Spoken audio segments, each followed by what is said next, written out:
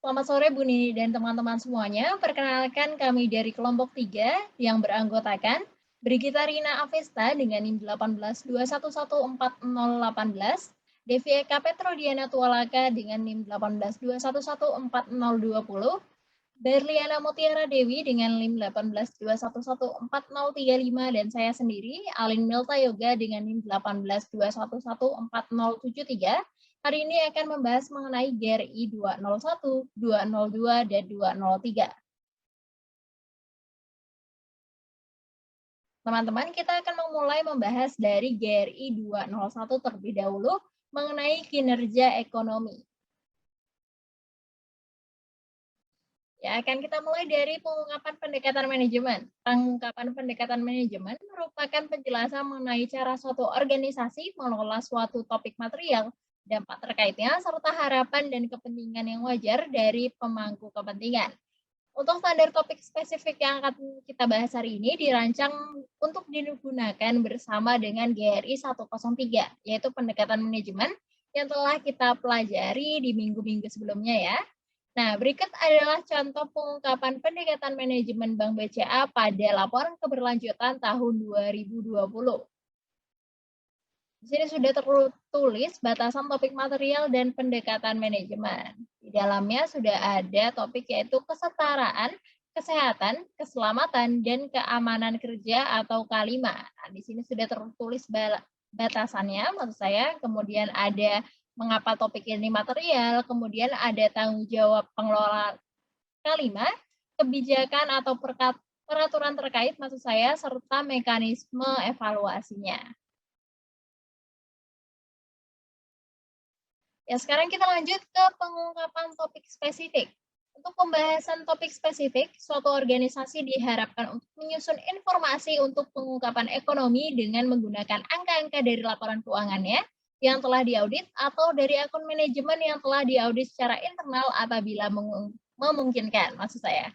Berikut adalah pengungkapannya. Kita masuk dulu ke pengungkapan 201-1 ya teman-teman, mengenai nilai ekonomi langsung yang dihasilkan dan didistribusikan.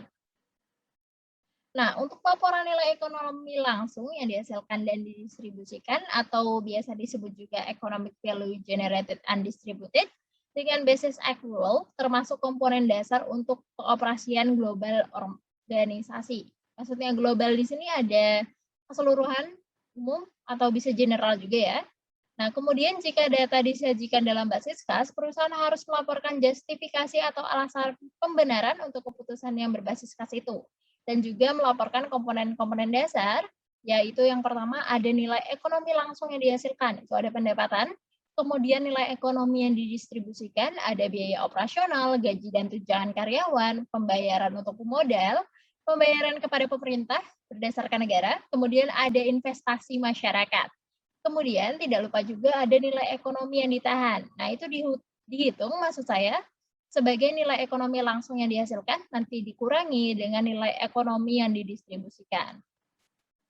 Nah, jika signifikan laporan EVG dan D secara terpisah pada tingkat nasional, regional, atau pasar dan kriteria yang digunakan untuk menentukan signifikansinya. Berikut adalah contoh penerapan pedoman GRI 201-1 dalam laporan keberlanjutan milik Bank BCA tahun 2020. Nah, kita bisa lihat di sini sudah ada nilai ekonomi yang dihasilkan pada 2020 senilai 90,3 triliun. Kemudian ada juga perusahaan telah mendistribusikan nilai ekonomi untuk keperluan biaya operasional dan pemangku kepentingan seperti pembayaran pajak kepada pemerintah, pembayaran remunerasi ini apa? Tambahan gaji ya, contohnya bonus dan kompensasi. Nah, kita sudah lihat narasinya. Nah, tadi kita sudah melihat narasinya, sekarang kita langsung melihat laporan dengan angka-angka yang didapat dari laporan keuangannya ya.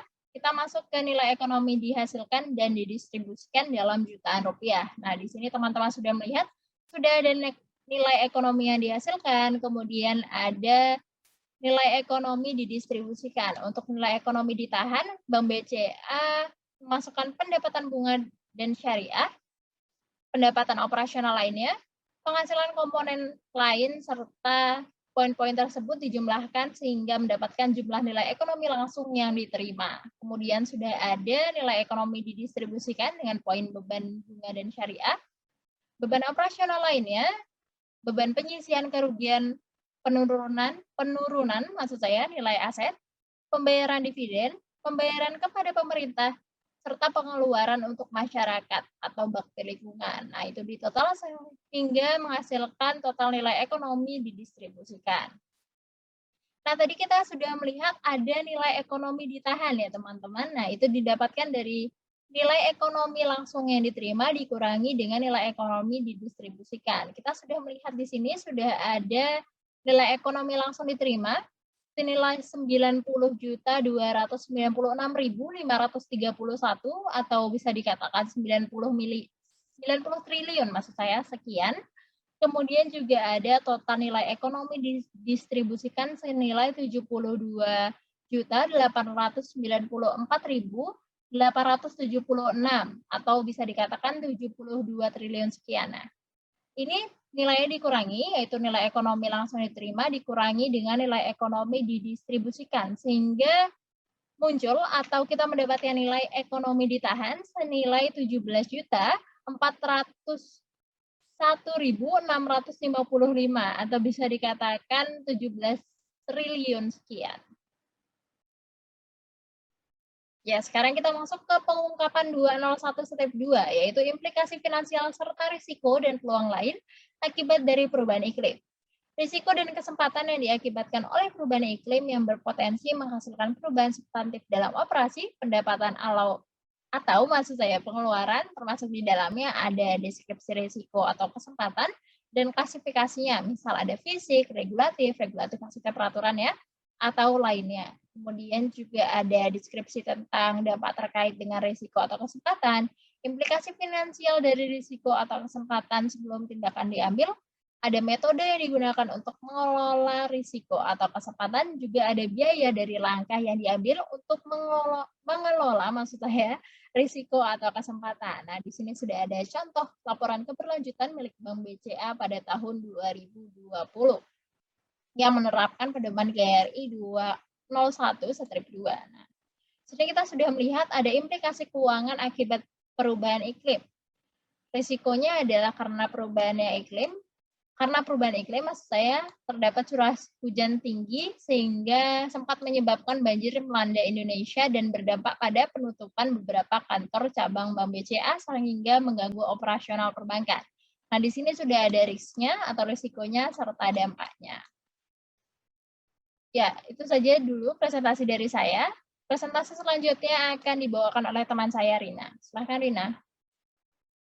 Perkenalkan, nama saya Brigita Rina Vesta, NIM 18.2114018. Di sini saya akan melanjutkan presentasi dari Saudari Alin, yakni tentang pengungkapan GRI 201/3 dan GRI 201/4.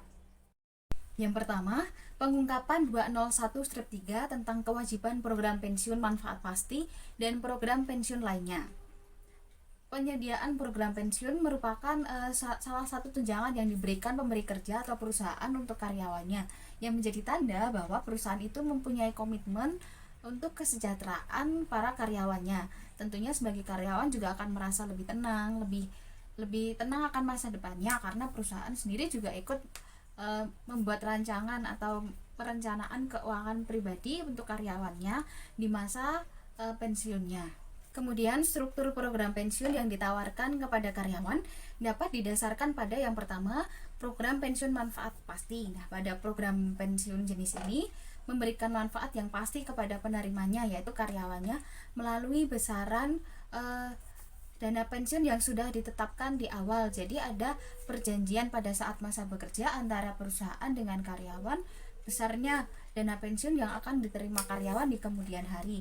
Misalnya karyawan dijanjikan akan memperoleh dana pensiun sebesar 80% dari gaji saat mereka bekerja.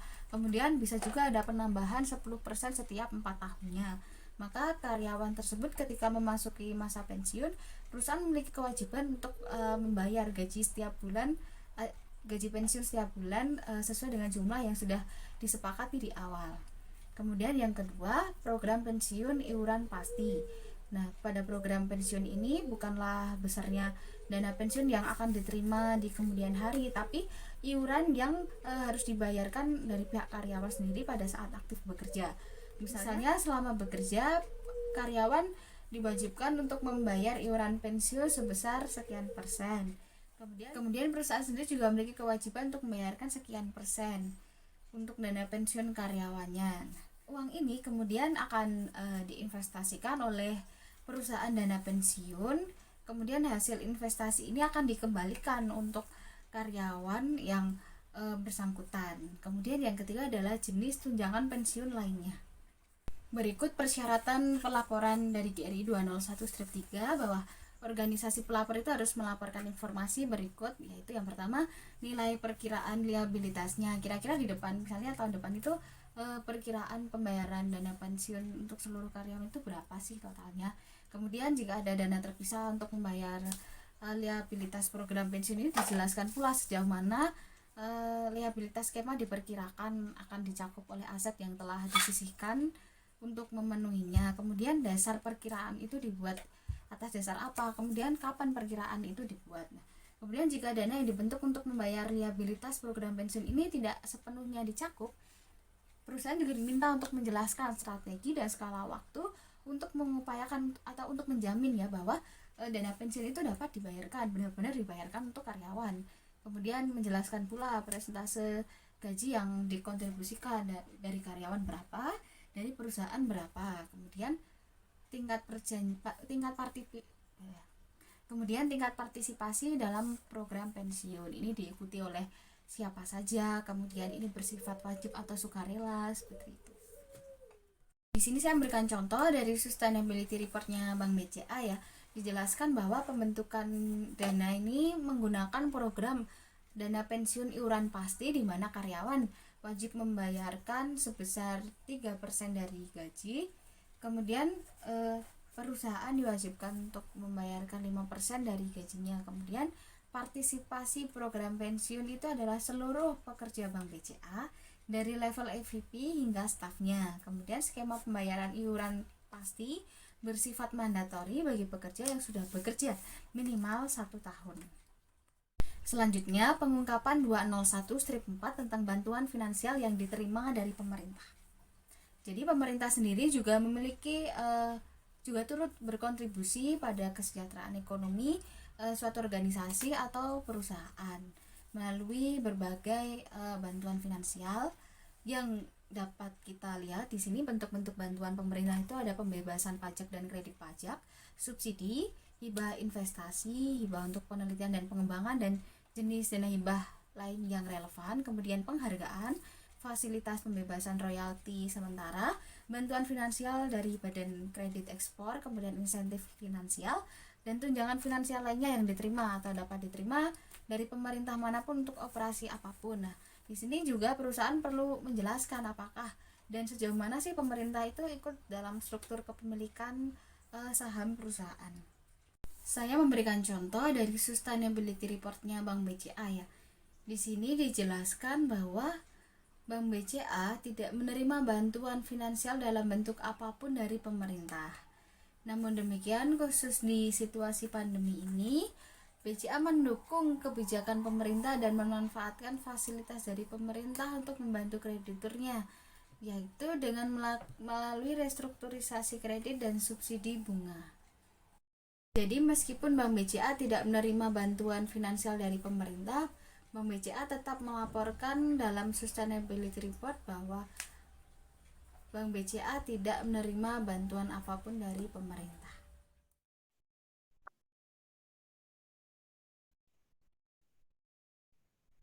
Saya Devika Petrodiana Tolaga, NIM 182114-020 di sini akan mempresentasikan nilai GRI 202 keberadaan pasar. Pendahuluan. GRI 202 keberadaan pasar adalah standar GRI topik spesifik dalam seri 200 atau topik ekonomi. GRI 202 membahas topik keberadaan pasar organisasi yang mencakup kontribusinya terhadap pembangunan ekonomi di daerah atau masyarakat setempat di mana organisasi ini melakukan kegiatan operasionalnya. Nah, pengungkapan dalam standar GRI 202 ini juga bisa memberikan informasi tentang dampak suatu organisasi terkait dengan keberadaan pasarnya dan bagaimana organisasi ini mengaturnya. Nah, yang pertama adalah pengungkapan pendekatan manajemen. Pengungkapan pendekatan manajemen adalah penjelasan naratif tentang cara suatu organisasi mengelola suatu topik material dan terkaitnya, serta harapan dan kepentingan yang wajar dari para pemangku kepentingan. Nah, dikarenakan hal ini, maka setiap organisasi yang mengklaim bahwa telah melaporkan informasinya sesuai dengan standar GRI, harus melaporkan pendekatan manajemennya terhadap keberadaan pasar dengan menggunakan GRI 103 pendekatan manajemen. Contoh pendekatan manajemennya sendiri, di sini kelompok kami mengambil dari perusahaan Bukit Asam untuk Sustainability Report tahun 2020-nya. Dalam pengungkapan ini dikatakan bahwa keberadaan perusahaan dalam memberikan layanan dan manfaat tentunya diharapkan dapat menciptakan nilai bersama atau creating shared value bagi semua pemangku kepentingan.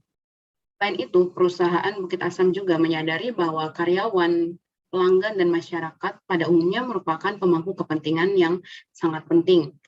Karyawan juga merupakan salah satu pihak yang dilayani oleh perusahaan. Selain itu, dalam pengelolaan sumber daya manusia, PT Bukit Asam selalu berkomitmen untuk memperhatikan kesejahteraan pegawai. Kesejahteraan pegawai sendiri dapat membantu memberikan kontribusi pada kesejahteraan ekonomi para pekerja yang melaksanakan aktivitas atau kegiatan organisasi. Nah, oleh karena hal ini, Bukit Asam selalu menerapkan kebijakan remunerasi yang kompetitif dalam setiap jenjang jabatannya, agar kualitas kehidupan insan dalam perusahaan Bukit Asam ini dapat terjamin. Selanjutnya yang kedua adalah pengungkapan topik spesifik. Dalam pengungkapan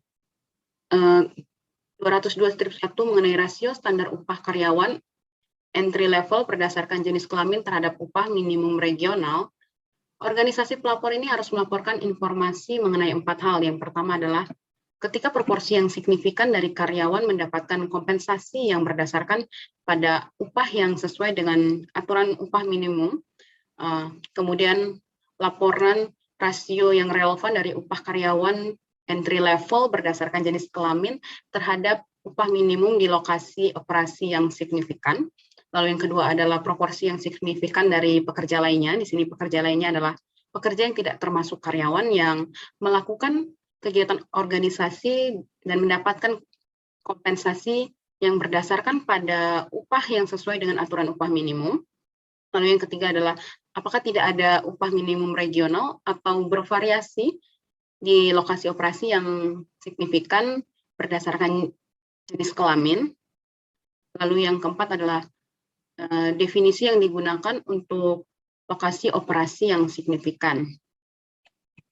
Nah, di sini yang pertama adalah ada contoh untuk pengungkapan 202/1 yang diambil dari Sustainability Report perusahaan Bukit Asam tahun 2020. Di sini diungkapkan bahwa perusahaan Bukit Asam menyadari bahwa dampak tingkat upah bersifat segera dan dampak ini langsung mempengaruhi individu, organisasi, negara, dan juga ekonomi. Dan distribusi upah ini sangat penting untuk menghilangkan kesenjangan seperti perbedaan kesenjangan upah antara perempuan dan laki-laki atau kesenjangan upah antara warga negara dan juga migran. Nah, dalam kebijakan remunerasinya, perusahaan Bukit Asam ini selalu mematuhi peraturan terkait dengan upah minimum regional atau UMR di semua wilayah operasi perusahaannya. Nah, perusahaan Bukit Asam ini tidak membedakan tingkat upah yang diberikan berdasarkan gender. Berikut ini ada tabel rasio upah dasar dari perusahaan Bukit Asam, di mana upah dasar ini dibandingkan dengan upah minimum di wilayah operasi, dan tidak ada upah yang dibedakan antara pria dan wanita. Jadi, dalam tabel ini sudah mewakili kedua jenis kelamin. Dan untuk definisi lokasi operasi yang signifikan sendiri, dalam laporan keberlanjutannya PT Bukit Asam ini, dikatakan bahwa lokasi operasi yang signifikan adalah provinsi atau kabupaten di mana perusahaan Bukit Asam beroperasi. Dari tabel rasio upah dasar ini ada 4 informasi yang diberikan. Yang pertama adalah wilayah operasionalnya, di sini ada 4 wilayah operasional. Yang kedua adalah besarnya UMP provinsi atau kabupaten yang dinyatakan dalam satuan rupiah. Kemudian ada besaran gaji dasar pekerja, golongan terendah sebagai gaji baru dalam satuan rupiah. Dan yang terakhir adalah informasi mengenai rasio UMP dibandingkan gaji dasar yang disajikan dalam bentuk persentase. Nah, yang kedua adalah pengungkapan 202/2 mengenai proporsi manajemen senior yang berasal dari masyarakat lokal. Nah, berkaitan dengan pengungkapan ini, setiap organisasi pelapor ini harus melaporkan informasi yang berkaitan dengan 4 hal. Yang pertama adalah persentase manajemen senior di lokasi operasi yang signifikan yang berasal dari masyarakat lokal. Kemudian ada definisi yang digunakan untuk manajemen senior. Kemudian yang tiga adalah definisi geografis organisasi tentang lokal. Dan yang keempat adalah definisi yang digunakan untuk lokasi operasi yang signifikan. Di sini ada contoh untuk pengungkapan 202/2 yang diambil dari Sustainability Report perusahaan Bukit Asam tahun 2020. Di sini dikatakan bahwa karena karyawan merupakan salah satu pemangku kepentingan yang signifikan, perusahaan Bukit Asam juga selalu membuka kesempatan yang setara kepada semua pihak untuk menjadi bagian dari insan perusahaan Bukit Asam. Dan kesempatan ini diberikan antara wanita dan laki-laki dan juga antara penduduk daerah yang bersinggungan langsung dengan perusahaan. Nah, perusahaan Bukit Asam ini memberikan kesempatan bagi penduduk lokal untuk menjadi senior manajemen tergantung pada kapabilitas dari masing-masing individu penduduk lokal ini. Kemudian, dalam perusahaan Bukit Asam sendiri sudah ada beberapa putra daerah yang juga telah menduduki jabatan senior manager. Definisi manajemen senior sendiri yang diungkapkan dari perusahaan Bukit Asam ini adalah manajemen senior yang direkrut dari masyarakat lokal, termasuk orang-orang yang lahir atau yang memiliki hak sah untuk tinggal tanpa batas di wilayah operasional perusahaan Bukit Asam.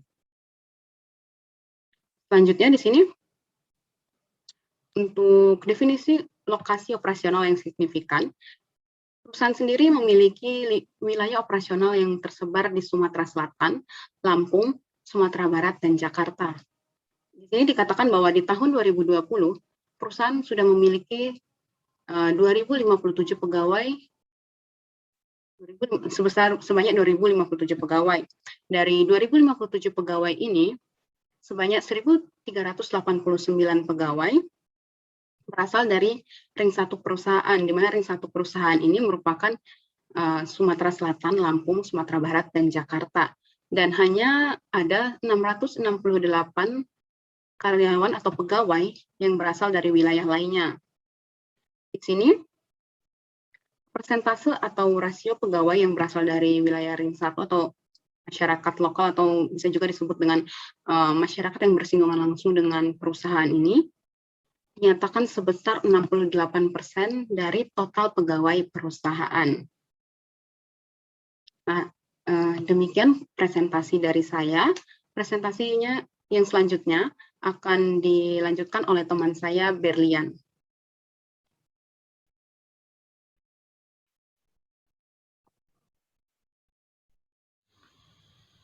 Selamat sore Bu Nini dan teman-teman, saya Belana Mutiara Dewi, NIM 18035, akan menjelaskan mengenai GRI 203, dampak ekonomi tidak langsung, 203 strip 1 mengenai investasi infrastruktur dan dukungan layanan, dan 203 strip 2.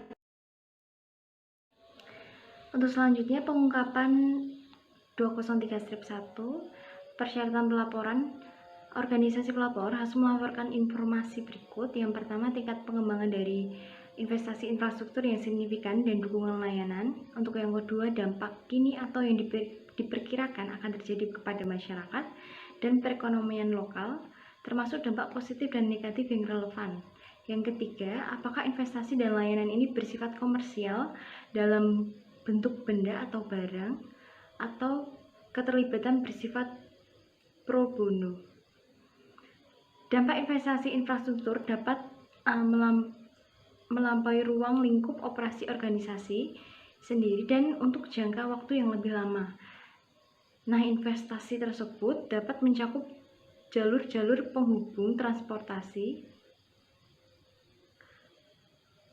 utilitas, fasilitas sosial masyarakat, pusat kesehatan dan kesejahteraan, serta pusat olahraga.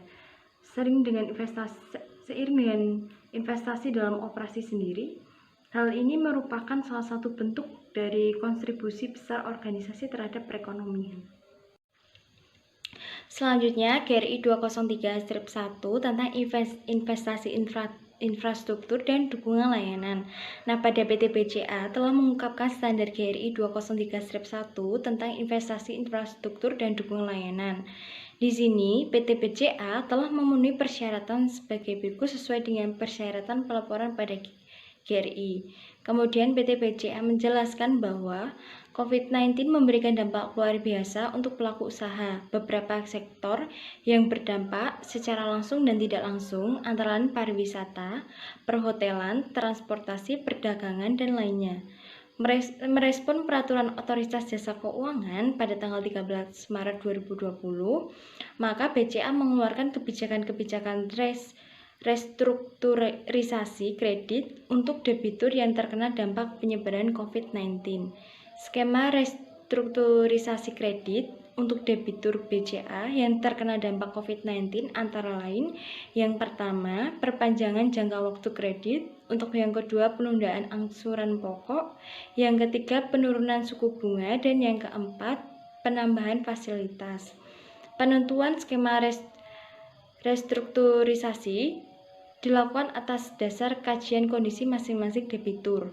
BCA membukukan restrukturisasi kredit sebesar 104,2 triliun atau sekitar 18% dari total kredit yang berasal dari sekitar 100.000 nasabah. BCA juga memberikan keringanan bagi pemegang kartu kredit BCA sesuai dengan kebijakan Bank Indonesia di masa darurat COVID-19. Maka mulai 1 Mei 2020, suku bunga, batas minimum pembayaran, dan denda keterlambatan pembayaran kartu kredit BCA disesuaikan. Dengan penyesuaian ini diharapkan nasabah mendapatkan kenyamanan lebih ketika bertransaksi dengan kartu kredit BCA. Untuk selanjutnya, pengungkapan 203-2 tentang dampak ekonomi tidak langsung yang signifikan. Nah, persyaratan pelaporannya, organisasi pelapor harus melaporkan informasi yang pertama, contoh dampak ekonomi tidak langsung yang sudah teridentifikasi yang signifikan dari organisasi, termasuk dampak positif dan negatif. Yang kedua, signifikansi dari dampak ekonomi tidak langsung dilihat dalam konteks tolak ukur eksternal dan prioritas pemangku kepentingan seperti standar nasional dan internasional, protokol, dan agen kebijakan. Pengungkapan ini menyangkut spektrum dampak ekonomi tidak langsung yang bisa diakibatkan oleh organisasi terhadap para pemangku kepentingan dan perekonomian. Selanjutnya, GRI 203-2 tentang dampak ekonomi tidak langsung yang signifikan. Nah, pada PT BCA telah mengungkapkan standar GRI 203-2 tentang dampak ekonomi tidak langsung yang signifikan. Di sini, PT BCA telah memenuhi persyaratan sebagai berikut sesuai dengan persyaratan pelaporan pada GRI. Kemudian, PT BCA menjelaskan bahwa PT BCA mendukung usaha mikro, kecil, dan menengah atau UMKM sebagai salah satu bentuk kontribusi BCA dalam pembangunan ekonomi Indonesia. Pada tahun 2020, penyaluran kredit BCA ke sektor UMKM telah mencapai 77,2 triliun atau sebesar 13,4% dari total kredit. Sampai dengan akhir tahun 2020, BCA telah memberikan restrukturisasi kredit sebesar 18,5 triliun atau sekitar 23,9% kepada 10.830 debitur UMKM. Nah, PT BCA juga mendukung UMKM di masa pandemi dalam bentuk kredit UMKM yang disalurkan sepanjang tahun 2020. Ini mencapai 77,2 triliun atau berkontraksi sebesar 4,3 triliun dari tahun lalu. Salah satu penyebab kontraksi adalah pada masa pandemi COVID-19 ini yang sangat mempengaruhi sektor ekonomi dan permintaan yang melemah, sehingga debitur cenderung menjaga persediaan barang dalam piutang pada level yang lebih sehat serta melakukan efisiensi dalam menjalankan usahanya dengan mengurangi atau melunasi sebagian fasilitas kreditnya. Melalui pilar solusi bisnis unggul, BCA juga mendukung pemberdayaan masyarakat untuk meningkatkan kemampuan ekonomi mereka sehingga dapat berkembang secara mandiri. Program ini menggandeng pelaku UMKM, masyarakat pedesaan, serta pemberdayaan kelompok masyarakat atau komunitas. Kegiatan program antara lain mengembangkan potensi desa melalui ekonomi kreatif dan sinergi UMKM dengan pemanfaatan layanan perbankan. Hingga akhir Desember 2020, BCA mendampingi 12 desa binaan. Nah, selama pendampingan semua desa binaan di masa pandemi ini, BCA memberikan bantuan fasilitas pendukung protokol kesehatan seperti sarana cuci tangan dan termogun untuk melayani pengunjung, masker dan face shield bagi pemandu. BCA juga mengadakan pelatihan pengembangan kapasitas SDM via webinar untuk segenap pengurus, seperti pelatihan pemanfaatan situs dan sosial media, keuangan, teknik pemasaran, dan pelayanan pelanggan, serta seminar desa wisata. Selain itu, BCA juga memberikan bantuan sembako dibagikan untuk segenap pengurus, membantu kelengkapan sarana dan prasarana kantor, sekretariat desa, fasilitas homestay, joglo untuk menerima tamu, hingga toilet bagi masyarakat berkebutuhan khusus. BCA juga memberikan pelatihan untuk meningkatkan kemampuan dan wawasan bisnis pengelolaan dalam hal keuangan. Sekian presentasi dari kelompok kami, terima kasih.